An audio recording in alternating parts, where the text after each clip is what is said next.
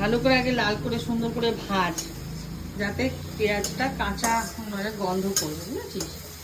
একটু ভেজে নিলে ভালো। আর না ভাজলেও তো যদি মাংস দিয়ে দিস কিছু অসুবিধা নেই, কিন্তু তাহলে কি অনেকটা কষতে হবে।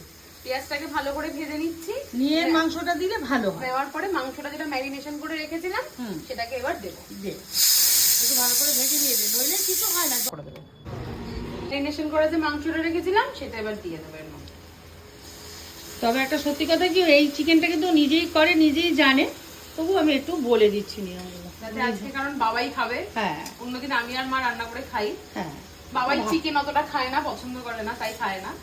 কিন্তু বাবাই গ্যাসের মধ্যে মাংসটা দেবে, তখন একটুখানি গ্যাসটা বাড়িয়ে রাখবে, তাতে কি হবে মাংসটা শীটে নেবে না, না কি বলে, বেশ শক্ত হয়ে যাবে না, শক্ত হবে না, তাহলে ভালো হবে। আর তারপরে কমিয়ে দেবে গ্যাসটা। একটা ফুট হয়ে গেলে, না কমিয়ে দিলে তো পুড়ে যাবে না। আর এটা কিন্তু আজকে আমরা ভাত দিয়ে খাবো না, আজকে আমরা কি দিয়ে খাবো বলো? বাটার নান। বাটার নান। সেটা আর মা বলতে পারলো না।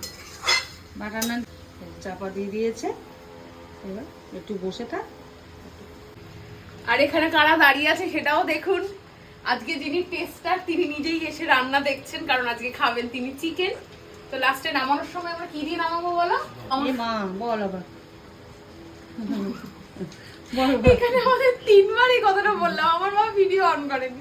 আমাদের এখানে রান্না রেডি, আর আজকে দাঁড়িয়ে আছে দেখো টেস্টার নিজেই দাঁড়িয়ে আছে। হ্যাঁ, কারণ অনেক রাত হয়ে গেছে। আমরা কি দিয়ে নামাবো বলো চিকেনটা?